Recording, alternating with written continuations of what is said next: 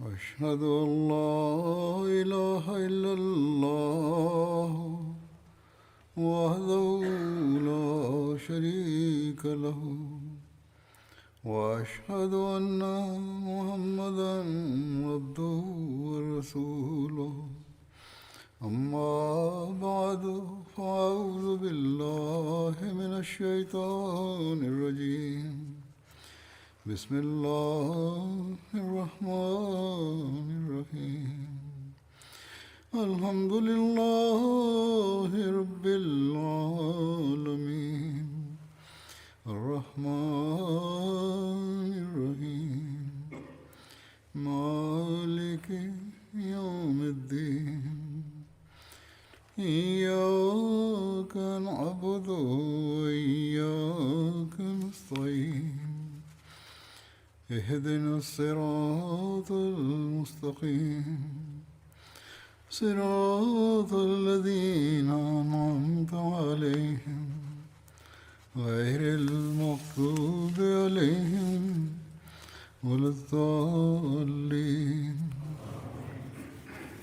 Hazrat Abu Bakr Siddiq no tokushitsu ni genki sareteori, sore wa kyo de mo suzukimasu. Hazrat Aisha ni yotte sugi no yo ni sutaerarete imasu. Allazina stajabu lillahi wa rasule min ba'di ma asabahumul qar. Lillazina ahsanu minhum wa taqaw ajrun azim. Sunavachi sonsho o ko mutta'ato Allah to shito no yobikake ni kotaete labbaik to ita hitotachi. Korerano hitotachi no uchi megumi o hodokoshita hitobito narabini ikeshita人々には偉大な報奨がありますという説について彼女はハズラト・ウルワにこう言いました。私の姉妹の息子よ、あなたの父のハズラト・ズベーとハズラト・アブバカルも彼らの中に含まれており、オホドの日に聖預言者が危害を受けた新教徒が去っていった時に、聖なる彼は彼らが戻ってくるのではないかという恐れを感じて、誰が彼らを追いかけるのかと言いました。それで彼らの70人が自らを進めました。ウルワはハズラト・アブバカルとハズラト・ズベーもそれらの人々に含まれていたと言います。アブ・スフィアンがオハドの戦いの終わりに峠にいて、来年の同じ日にバダルの場所で再び戦争の約束があると言ったとき、聖預言者がそれを受け入れたので、アブ・スフィアンはすぐにその軍隊を連れてメッカに向かって去っていきました。ハズラト・ミルザ・バシール・アマドさんはその後の出来事について次のように述べています。聖預言者はさらなる注意として、すぐにハズラト・アブバカルとハズラト・ゾベールを含む70人のサハバのグループを準備し、彼らをクレーシュの軍隊について送りました。これはブハリによる伝説です。一般の歴史家は次のように述べます。つまり彼はハズラト・アリまたは別の伝説によればハズラト・サード・ビン・ワカースをクレーシュについて送り、そして彼にクレーシュの軍隊がメディナを攻撃することを意図しているかどうかをしてくるように命令しました。そして聖なる彼は彼にこう言いました。クレーシュがラクダに乗っていて馬に乗らずにそれらを一緒に連れて行く場合、彼らがメッカへ向かって戻っており、メディナを攻撃するつもりではないということを理解するべきですが、彼らが馬に乗っていた場合、彼らの意図が良くないことを理解するべきだと。そして聖なる彼は、クレーシュの軍隊がメディナに向かっている場合、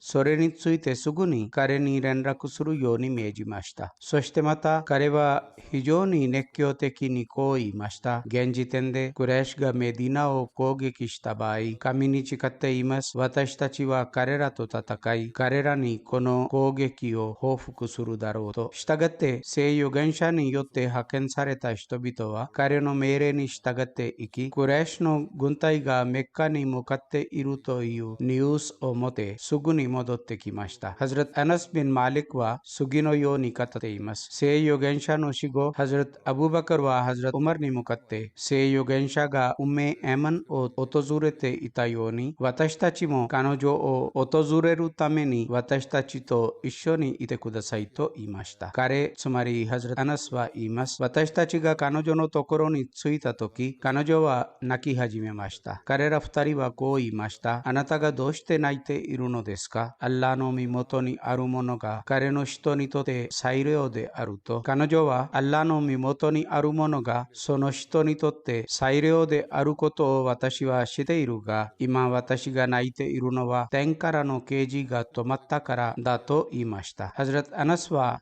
エマンが彼ら二人も泣かせたと言います。つまり彼らは両方とも彼女と一緒に泣き始めました。聖預言者は次のように語りました。人々よ、アッラーは私をあなたたちへ使わしたが、あなたたちが私のことを嘘つきだと言いました。しかし、アブバカルが真実だと言い、彼は自分の生命と富を持って私への同情を表明しましたと。ハズラト・ムスレーマウドはこのことについて次のように述べています。あなたたちの中のすべてが私を拒否したが、私がいかなる歪曲も見出さなかった人はアブバカルであると聖預言者によって言われた唯一の人物はハズラト・アブバカルであると。ホデビア協定の際、聖預言者とメッカのクレシュとの間で平和条約が締結されていたとき、乗客の条件に従ってアブ・ジャンダルが聖預言者によって返されましたとき、サハバたちは非常に興奮していました。このことに言及しながら、ハズラト・ミルザ・バシール・アハマドさんは次のように述べています。ムスリムたちはこのシーンを見ており、宗教への誇りのために非常に生きり立っていたが、聖預言者の前で恐れを持って沈黙していました。結局、ハズラト・ウマルは我慢できずに、聖預言者の近くに来て、震えた声でこう言いました。あなたは神よりの真実な人であるのではありませんかと、聖なる彼は確かにありますと答えました。ウマルは私たちが真実に基づき、そして私たちの敵が偽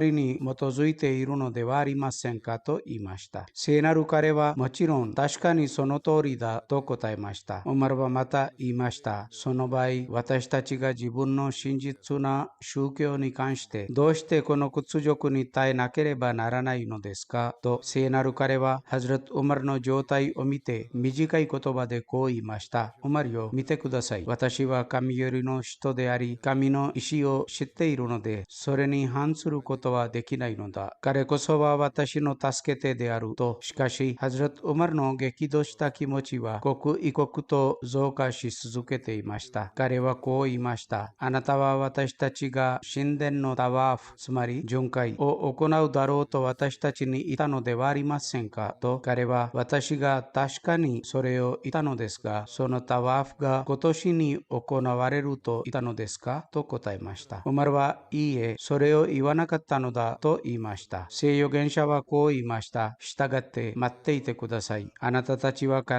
ずメッカに入り、カーバ神殿のタワーフを行うだろうと。しかし、この熱狂的な状態で、ハズラト・ウマルは満足しなかったが、聖預言者の特別な威厳のため、ハズラト・ウマルは彼を離れて、ハズラト・アブバカルに来て、同じような熱狂的な話をしました。ハズラト・アブバカルも同じく答えたが、それに加えて、ハズラト・アブバカルはアドバイスしながらこう言いました。ウマルよ、ご覧ください。落ち着いていて、聖預言者の蔵を握ったあなたのその手が緩むべきではない。なぜならば、神に誓って言います。私たちがその手に自分の手を差し伸べたこの人は確かに真実であると、ハズラト・ウマルは語ります。当時、私は自分の熱意のあまり、これらのすべてのことを言ってしまったが、後で私は非常に後悔するようになり、悔い改めとしてこの過失の影響を長い荒らすために、私は多くの任意的な善行を行いました。つまり、自分のこの短所の汚れを洗い流そうとして、慈善したり、断食したり、任意的礼拝をしたり、奴隷を解放したりしましたと。ハズラト・ムスレーマウドもこの事件について言及しました。彼は次のように述べています。聖預言者がかつてサハバたちに語りかけてこう言ったことがあります。私はあなたたちに多くのことを命令しましたが、あなたたちの最も献身な人々の中でさえ、時々言い張ることの精神を私は見ましたが、私はこの精神をアブバカルの中で見たことは決してありません。したがって、ホデビア協定の際に、ハズラト・ウマルのような人でさえ興奮し、その興奮した状態で彼彼はハズラットアブバカルのもとにいて、私たちがウムラを行うということを神によって約束されたのではないかと言いました。彼はそうです。それは神の約束であると答えました。彼は神が私たちを支え、助けてくださると約束してくださったのではありませんかと言いました。ハズラットアブバカルは、はい、その通りだと答えました。彼はそれではウムラを実行しましたかと言いました。ハズラットアブバカルは、ウマルよ、神はいつ私たちが今年ウムラを行うと言ったのですかと言いました。それから彼は、私たちが勝利と助けを得たのですかと言いました。ハズラットアブバカルは、神とその人が勝利と助けの意味を私たちよりもよく知っていると言ったが、ウマルはこの答えに満足せず、同じ興奮の状態で聖預言者のもとに行き、アッラーの人よ、私たちがタワーフを行いながらメッカに入るということを神によって約束されたのではないかと言いました。彼は、はい、その通りだと答えました。彼は、私たちが神のジャマートであり、神が私たちに勝利と支援を約束したのではありませんかと言いました。彼は、はい、ありましたと答えました。ハズラットウマルは、しかし聖なる預言者よ、私たちがウムラを行ったのですかと言いました。彼は、神が私たちが今年中にウムラを行うと言ったのはいつですか？今年ウムラが行われるというのが私の考えであり、神によって決定されたものではなかったと答えました。彼は、それでは勝利と支援の約束がどういう意味ですかと言いました。聖なる彼は、神よりの助けが確実にもたらされ、彼が成した約束がどうしても果たされるだろうと答えました。つまり、ハズラットアブバカルが答えたことと同じく聖預言者も答えました。この2つの伝説の違いは、1つの伝説ではハズラットウマルが最初に聖預言者のもとに行き、その後ハズラットアブバカルにいたことが述べられており、そしてハズラットムスレヘマウドによって言及されたものでは同じ事件ですが、彼が最初にハズラットアブバカルに行き、その後聖預言者のもとにいたということです。ハズラットアブ・フレラによって次のように伝えられています。2人の男はお互いに小言を言いました。1人はイスラム教徒であり、もう1人はユダヤ教からでした。イスラム教徒はムハンマドを神羅万象の上に優越させたものに誓って言うと言いました。そこでユダヤ人はモーゼを神羅万象の上に優越させたものに誓うと言いました。したがってイスラム教徒は手を挙げてユダヤ人の顔を平手打ちしました。ユダヤ人は聖預言者のところに行き、彼とイスラム教徒との間に問題があったことを彼に話しました。したがって聖預言者はそのイスラム教徒を呼び出し、それについて彼に尋ねたら、彼はそれを彼に話しました。そこで聖預言者は、私をモーゼの上に優越させないでくださいと言いました。このハディスの解説では、ユダヤ人を平手打ちしたイスラム教徒がハズラットアブバカルであったと書かれています。これがブハリの伝説です。この事件についてハズラットムスレヘマウドは次のように述べています。聖なる彼は他の宗教の人々の気持ちに非常に配慮していました。かつてあるユダヤ人がハズラットアブバカルの前で、私は神がすべての預言者たちの上に優位にさせたモーゼに誓うと言いました。そこでハズラットアブバカルは彼を平手打ちしました。聖預言者がこの事件について知ったとき、聖なる彼はハズラットアブバカルのような人物をも叱責しました。ハズラットムスレヘマウドは述べます。考えてみてください。イスラム教徒の支配の間、あるユダヤ人が聖預言者の上に聖なるモーゼを優位にさせ、そして彼の話し方によってハズラットアブバカルのような心の優しい人でさえ腹を立て、そして彼は彼を平手打ちしてしまいますが、聖預言者は彼を叱り、このように言います。なぜあなたはこんなことをしたのですか？彼には自分が望むものを何でも信じる権利があると、つまり彼がこのように信仰する場合、彼はそれを言うことができます。聖預言者へのハズラットアブバカルの愛好と愛情に言及しながら、ハズラットムスレヘマウドは次のように述べています。ハズラットアブバカルの聖預言者との関係も愛に満ちていました。彼がメディナに行くためにメッカを去った時における彼の関係も愛に満ちており、そして聖なる彼の死の時が来た時における彼の関係も愛に満ちていました。したがって、イザージャーアナスルラヘワルファトワライタンナサヤドルナフィディニラヘアワジャファサビビハンデラビカバスタグフィルインナフカナタワバという啓示が聖預言者に下され、その中では彼の死のニュースが密かに語られていた時、聖なる彼は説教を行い、その中でこのスーラの啓示に言及しながら次のように述べました。つまり、アッラーは彼のしもべの一人に彼の友情と世俗的な信仰とのどちらかを選択する権利を与えました。そして私はアッラーの友情を優先しましたと、このスーラを聞いた後、すべてのサハバの顔は喜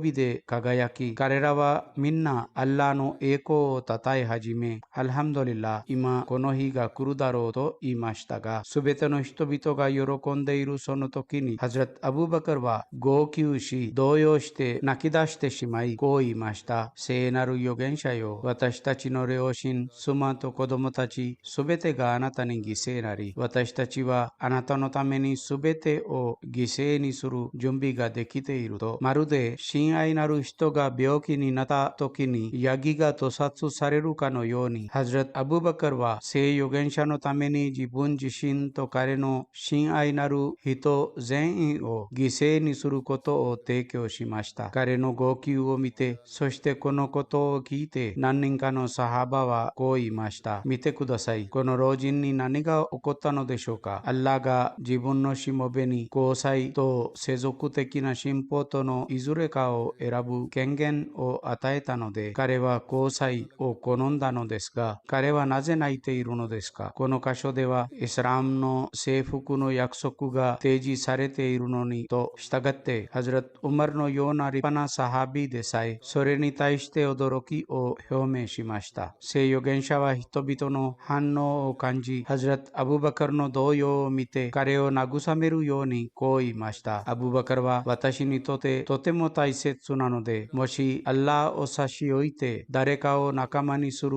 ことが許されていたならば、私は彼を仲間にしたでしょうが、今でも彼は私の友人かつサハビであると。それから彼はこう言いました。私は今日からアブバカルの窓を除いてモスクで開いているすべての人々の家の窓を閉めるように命じると、このようにして聖預言者は彼の愛好の気持ちを褒めてあげました。なぜならば、勝利と支援のこのニュースの裏に聖預言者の死のニュースがあるということを彼が理解したのは、この完全な愛好のためであったからです。そして彼は自分の親愛なる人々の命を贖いとして進めたのです。つまり、私たちが死ぬべきですが、あなたが生きているべきであるということを、聖預言者の死の際も、ハズラット・アブバカルは愛の最高の模範を示しました。とにかく、ハズラット・アブバカルはソールの洞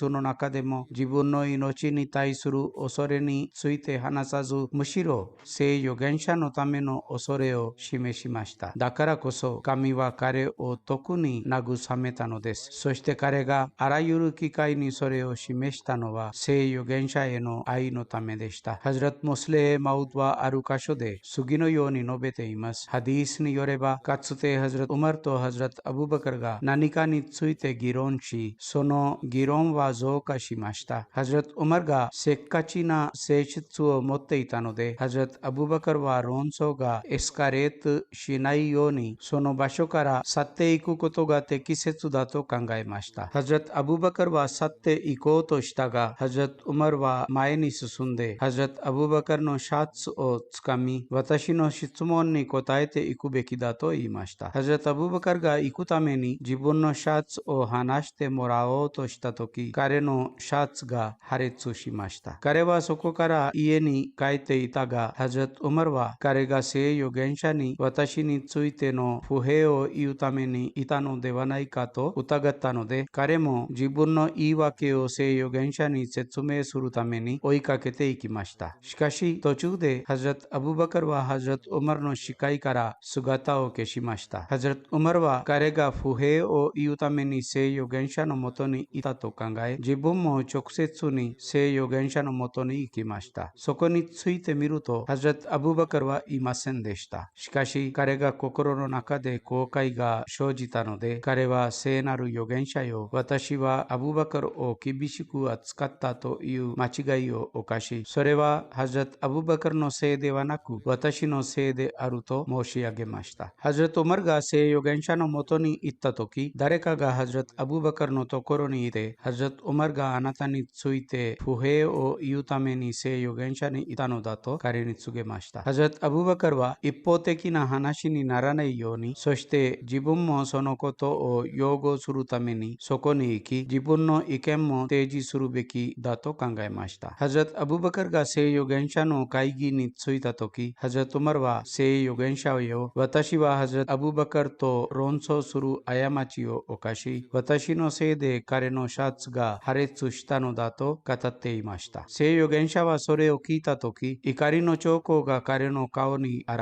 れ、聖なる彼はこう言いました。人々よ、あなたたちはどうしたのですか？全世界が私を拒否し、あなたたちでさえ私を反対していたときに、私に信じてきたのはアブバカルそのものであり、彼はあらゆる方法で私を助けてくれたのだと。それから彼は悲しそうにこう言いました。あなたたちは今すら私とアブバカルを許さないのですかと、聖なる彼がこれを言っていたときに、ハズラット・アブバカルが入ってきました。この次の詳細を説明しながら、ハズラット・ムスレヘ・マウドは次のように述べています。これこそは真の愛の実例です。つまり、ハズラット・ムスレヘ・マウドは、ハズラット・アブバカルが入ってきたときに、彼がどのような方法を採用したかということの前置きとして述べています。これこそが真の愛の実例であり、彼は聖なる預言者よ、それは私のせいではなく、ウマルのせいであったという言い訳を提示する代わりに、聖預言者の顔に怒りが現れているのを見て、彼は真の愛好者として自分のために聖預言者が苦しんでいるのを見るのに耐えられなかったのです。したがって、ハズラット・アブーバカルは来てからすぐに聖預言者の前にひざまずき、そして聖なる預言者よ、それはウマルのせいではなく私のせいであったと申し上げました。見てください。ハズラット・アブーバカルはどんなに真実な愛好者であったかを。彼は自分の最愛の人の心が傷つけられることに耐えられませんでした。彼は聖預言者がハズラット・ウマルに腹を立てているのを見て喜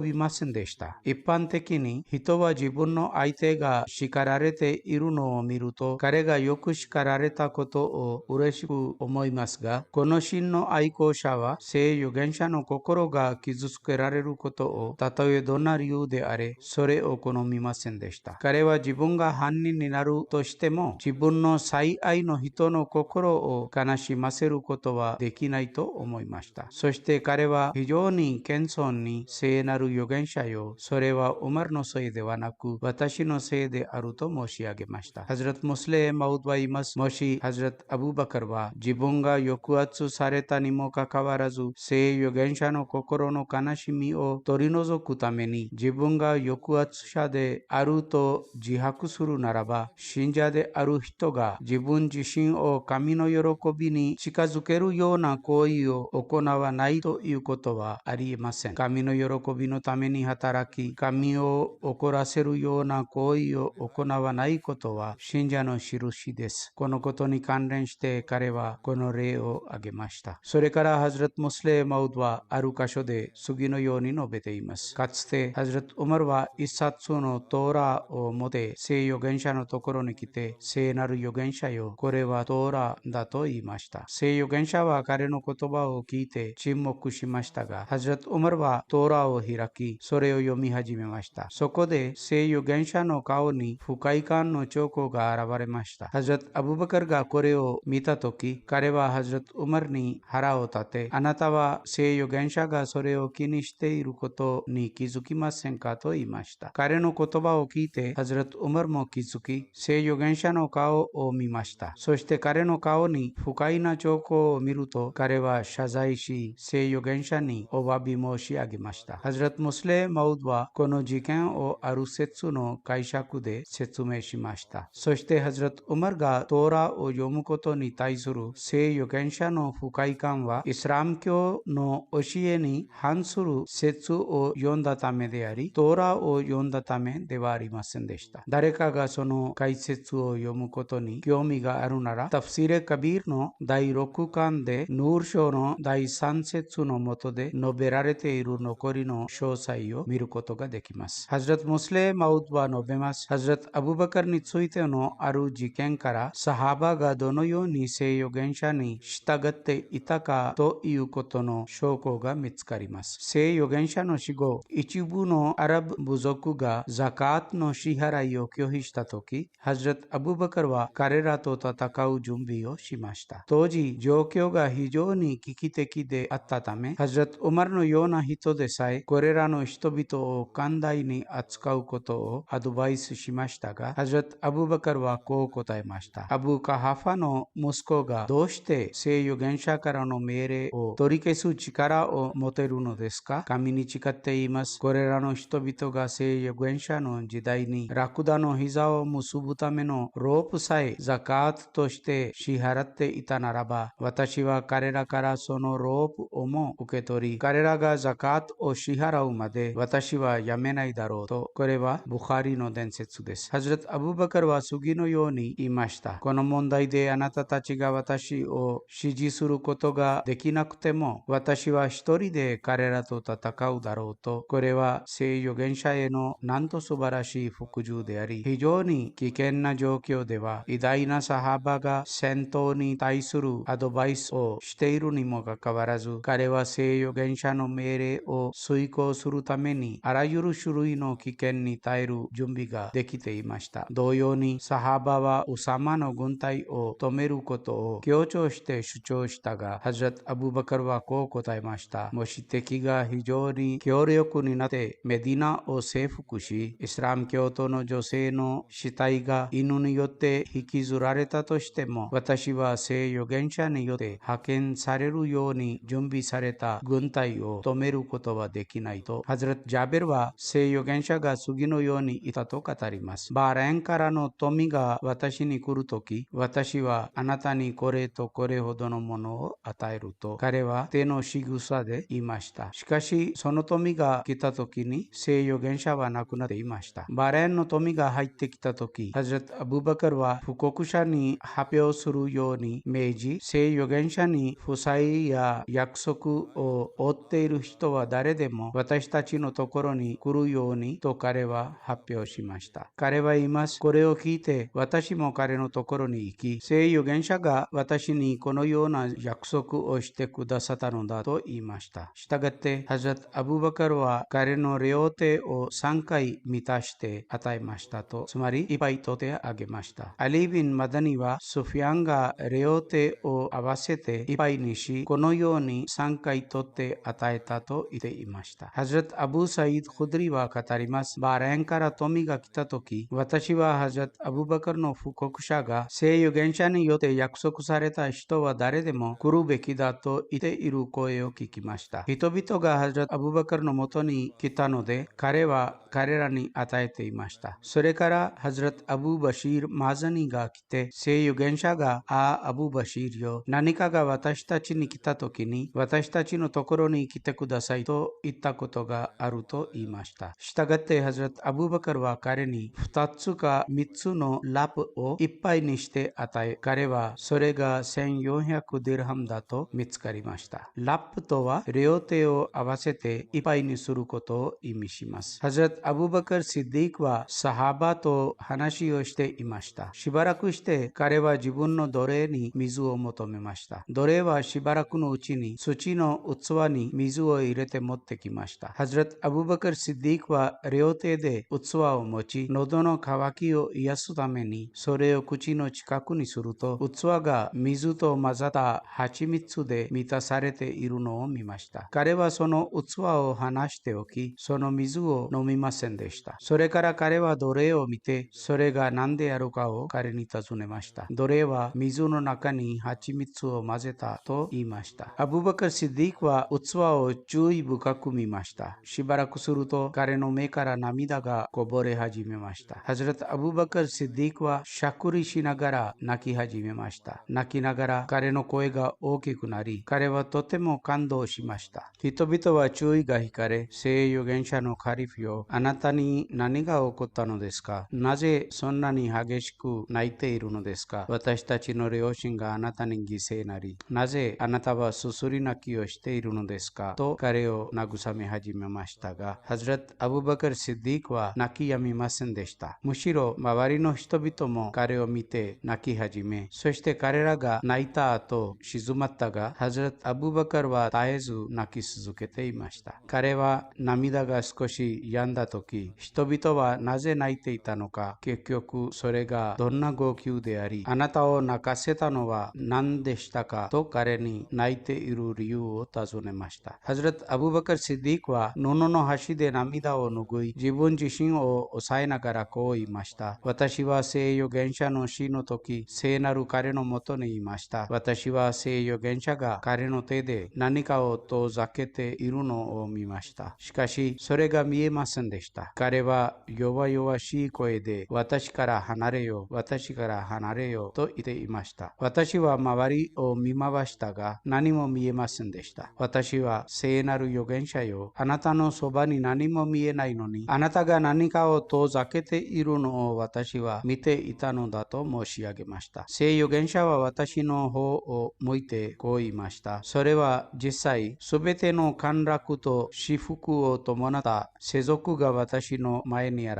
れ、私がそれに遠ざかれと言っていたのだ。これは彼が経験した幻影的な状態でした。したがって、それはあなたが私から救われたとしても、あなたの後に来る人々は私から救われることができないだろうと言って立ち去りました。ハズラット・アブバカル・シッディークは心配しながら自分の顔を振り、そして悲しい声でこう言いました。人々よ、蜂蜜が混ざっていたこの水のために、私は自分がその世俗に取り囲まれているのではないかという恐れを感じたので、私はすすり泣きしてしまったのだと言いました。それほどのアッラーへの恐れがありました。イラクの制服では一枚の貴重な巻物が手に入りました。ハズラット・カリドは軍隊の人々の助言を受けて、この街灯をハズラット・アブバカル・シディークに贈り物として送り、これはあなたのために送られているので、これを受け取ってくださいと書きました。しかし、ハズラット・アブバカルはそれを受け取ることに同意せず、自分の親戚にもそれを与えず、むしろそれをハズラット・イマーム・フセインに渡しました。残りはインシャッラ次に説明されます。現時点では私は亡くなられた2人について言及したいと思います。後で彼らのジャナーザ・ガイブ・礼拝も指導します。最初のはタリケ・ジャディッでワキール・ザラートを務めていたサミウラ・セアルさんについてです。彼は神のおぼしめしにより89歳で亡くなりました。インナリッラヘワインナイラヘラジウン。アッラーの恩寵によりワシヤット制度に関与していました。彼の父親はラハマトッラ・セアルさんでした。サミウラ・セアルさんの家族に1938年ハズラット・カリファトル・マシー・サニの時代に忠誠を誓った彼の父親であるラハマトッラ・セアルさんを通じてアハマディヤが確立されました。その時サミウラ・セアルさんは4歳でした。彼の母親が忠誠の誓いについて知った時、彼女は夫を離れ彼を連れて行きました。この事件がハズラット・カリファトル・マシー・サニのもとに報告された時、ハズールは父親に訴訟を起こして子供を取り戻すべきだと言いました。したがって訴訟を起こした後、子供が取り戻されました。このようにして彼は父親の扶養のもとになり、彼は彼を育てました。サミウラ・セアルさんの父親は東パンジャーブで騒動の最中に殉教しました。その後、ヒアハマディヤである彼の親戚全員が彼を取り戻そうとし、彼をジャマートから遠ざけようとしたが、彼はアハマディヤを離れませんでした。1949年に彼はタリムル・イスラム高等学校を卒業し、1954年にタリムル・イスラムカレッジから文学士号を取得しました。それから1956年に彼はガバメントカレッジラホールから統計学の修士号を取得しました。彼には2人の息子がいて、1人は医師でありカナダにいます。もう1人はイフテハルラ・セアルさんはタハリケ・ジャディード・ラブワで担当を務めており、生涯を捧げてています。1949年、セアルさんは生涯を捧げ、他の生涯を捧げた人々と一緒に彼はテストを受け、インタビューされました。ハズラト・ムスレー・マウド自身が答案用紙を作りました。その後、彼はハズラト・ムスレー・マウドの命令により、さらに教育を受けるためにタリムル・イスラム・カレッジ・ラホールに入学し、そこで学士号を取得し、後に統計学の修士号を取得しました。1953年に彼は最初に事務所に任命され、その後様々な事務所で働き続け、1960年から63年までシエラレオネで奉仕することができました。1983年、ハズラト・カリファトル・マシー・アルラベは彼をワキール・ザラートとサナト・タジャールとして任命しました。88年から99年までワキール・ディワンを務め、99年から2012年までワキール・ザラートとサナト・タジャールとして勤務し、2011年から亡くなるまで彼はワキール・ザラートを務めていました。勤続年数は96年であり、それに加えて彼はアンジュマン及びタハリークの多くの委員会のメンバーであり、いくつかの登録企業の取締役も務めていました。同様にフッダムル・アハマディアにおいても彼は様々な分野でモフタミムとして長い間働く機会がありました。彼の妻であるアマトル・ハフィーズさんは述べます。64年間の結婚生活の中で、私は彼がとても親切で思いやりがあり、信頼し愛情深い人であり、自分の個人的なことより他人を優先し、そして当時のカリフよりの命令を全てのことより優先していたことを見てきました。彼女は言います。私が結婚した時、私が生涯を捧げた人の妻であり、そして生涯を捧げた人の妻も生涯を捧げた人とみなされるということを最初から私に理解させてくれました。それから彼女は言います。彼は貧しい人々に気を使い、私たちの家でホスピタリティも非常に高くありましたと、彼の息子のイフタハルラ・セアルは述べます。彼は子供の頃からジャマートへの忠誠心と愛情が非常に高くありました。彼の父親が1947年の暴動で殉教した時、彼は一人にされ、前述のように彼の親戚の中で父親だけがアハマディであり、母親も離れて去っていました。親戚は彼に、あなたがアハマディアを辞める場合、私たちはあなたの世俗的及び教育的費用をすべて負担すると言ったが、アハマディアへの愛とアハマディアの真実さへの信念のために、彼は私が飢えて死んだとしてもアハマディアを離れる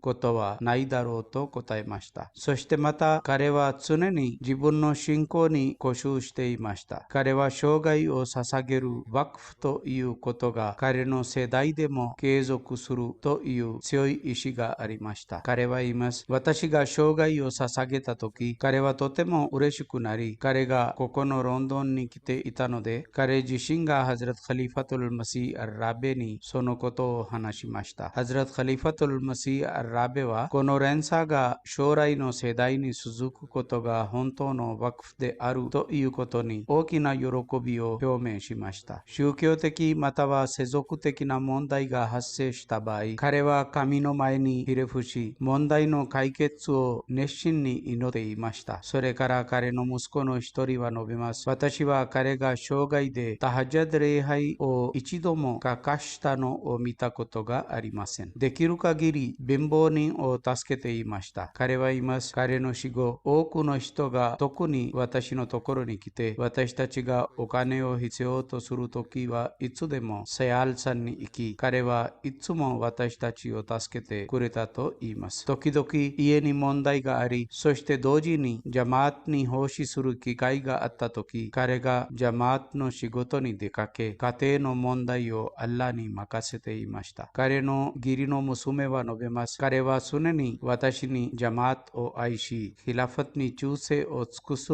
ことを教えてくれました。そして当時のカリフの口から出たすべての言葉を強く確信していました。これに関連して彼が次のように語ったことがあります。つまり、ワクフにに関して彼が最初にハズラト・カリファトル・マシーサニのもとに行った時、チャーチルはその時80歳で再び総理大臣になったばかりでした。ハズラト・カリファトル・マシーサニは彼らに向かって、チャーチルが80歳で首相になることができるならば、なぜあなたはそんなに長くジャマに使えられないのですかと言いました。彼は言います。このことから、このグループに含まれる生涯を捧げた私たちのみんなが少なくとも80歳まで生き、神が80歳まで奉仕する機会を与えるだろうと私は結論付けました。したがって彼の仲間たちであるチョウドリ・ハミドゥッラさんやムスレフッディーンさんのすべてが80歳まで生きていました。これは彼の息子による前の呪術です。今度は彼の義理の娘は次のように述べます。私の父は私が幼い頃に亡くなり、私は義父の形で彼から父親の愛を受けました。22年間の結婚生活の中で、私はいつも彼からの優しさと父親のような愛を見てきました。アハマディアへの真の愛好者であり、ヒラファトを深く愛し、貧しい人々に気を使い、おもてなし、そして正直な人でした。常にアッラーを念唱し、些細なことにも感謝の気持ちを表していました。私の子供たちの訓練にも重要な役割を果たし、彼らに聖コランの翻訳を学んだり、ハズラト・マシーヘ・マウドの文献を読書したりするように注目させ、それからテストも行っていました。彼女は言います。子供たちが祖父と一緒に座っていた時はいつでもジャマートの歴史とカリフたちの思いやりと愛の出来事について語っていました。最も小さい子供でも家に入ってきたら礼儀正しくもてなすことなく家を去ることを許していませんでした。副ワキル・ザラートであるバセルさんは述べます。サミウラ・セアルさんは非常に思いやりがあり、ヒラファトに対して計り知れない愛情と愛好を持っていました。彼はまたオフィスの事務員たちに財政援助も提供していました。常に当時のカリフとの関係を持つようにアドバイスしていました。彼は言います。彼は常にジャマートのすべてのお金を保護するように促し、ハズラト・マシーヘ・マウドが言ったように、お金がどこから来るのかを心配する必要がなく、本当の心配はお金を保護する人々がどこから来るのか、そのような人々が得られるということだと言っていました。それから彼は言います。生涯を捧げた人、ワーカーまたはアハマディである誰かが彼に会いに来るときはいつでもジャマートへの奉仕には多くの祝福があると言っていました。そして奉仕する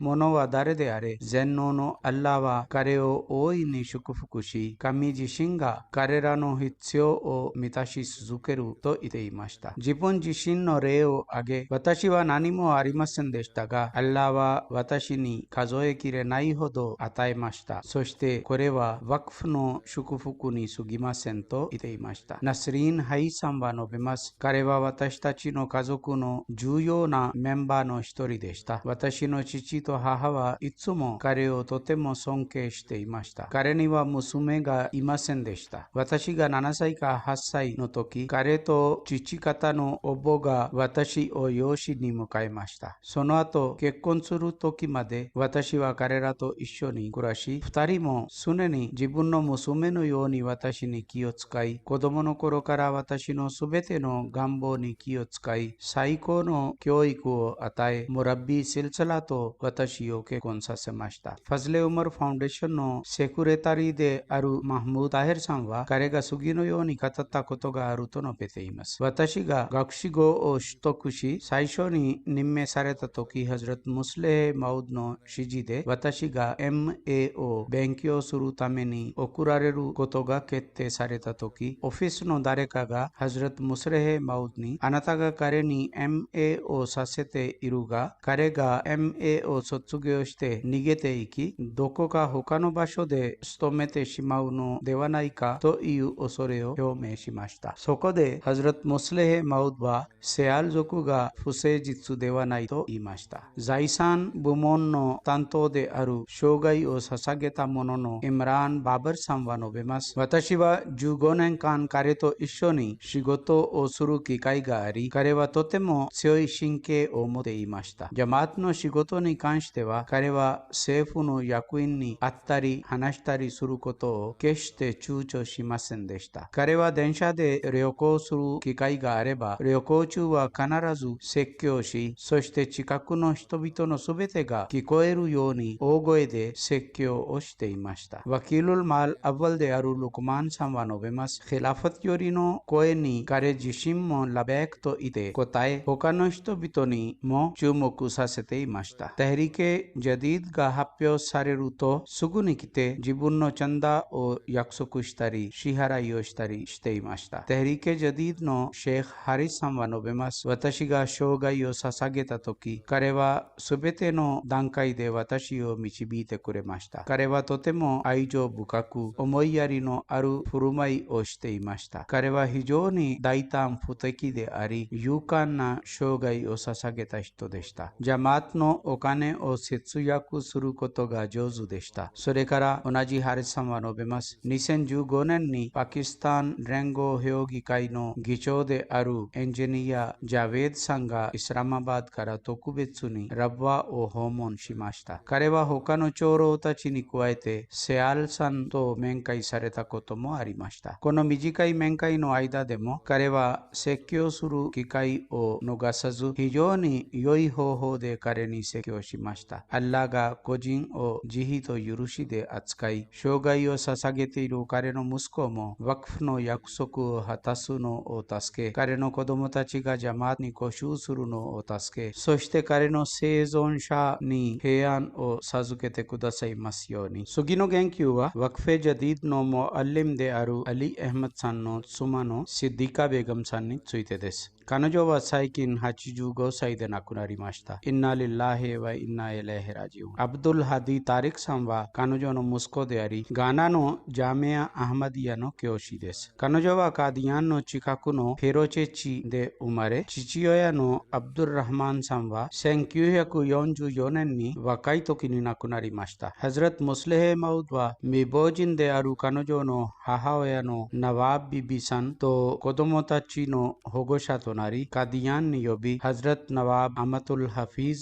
さんが彼らを自分の屋敷に定住させました。ムラビさんは述べます。私の祖母がハズラト・ナワーブ・アマトゥル・ハフィーズさんに仕えることもできました。彼は言います。このように、インドの分割後、ハズラト・ムスレヘ・マウドは私の祖母を子供たちと一緒にシンドのナセル・アバードに送り、彼らがそこで育てられました。そしてまた彼女はハズラト・マシーヘ・マウドのサハビであるハズラト・ミヤ・アッラーディッタさんの義理の娘でした。サハビである人の義理の娘であり、生涯を捧げていた一人の妻であり、もう一人の生涯を捧げた人の母親でした。彼女は生涯を捧げた夫と一緒に完全な献身の精神を持て、生涯を捧げた人のように生活を送り、あらゆる困難な状況で生涯を捧げた夫を支持し、人生で誰からも要求やデマンドをしたことはありませんでした。彼女には多くの美徳があり、その中には謙虚さ、神への恐れ、謙遜さ、おもてなし、優しさ、単純さ、満足、慎み深さ、忍耐と計り知れない勇気が含まれています。人生で彼女は誰にも不平を言ったり、苦情を言ったり、他人の悪を聞いたり、話したりしたことはありませんでした。彼女は常に自分の親戚と他人を愛と誠実さを持って扱いました。5回の礼拝に加えて定期的にタハジャド礼拝を手配していました。同じように彼女は定期的に聖クランを暗唱し、晩年は体調が悪いにもかかわらず、礼拝を適切に行うことができなかったとき、神よ、あなたの崇拝ができるように健善行と勇気を与えてくださいと祈っていました。彼女の生存者には2人の娘と3人の息子がいます。先ほど述べたように、息子のアブドゥルハディ・タリクさんはガーナで宣教師をしており、ガーナでフィールドにいたため、母親のジャナーザ式に出席できませんでした。アッラーが彼らすべてに忍耐と勇気を与え、彼女の善行を続けることができるのを助け、そして個人に許しと慈悲を持って扱い、階級を高めてくださいますように。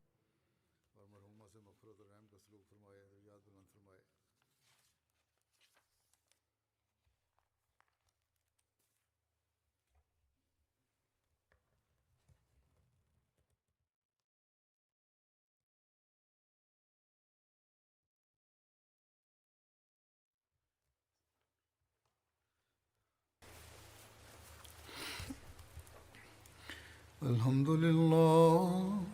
الحمد لله نحمده ونستعينه ونستغفره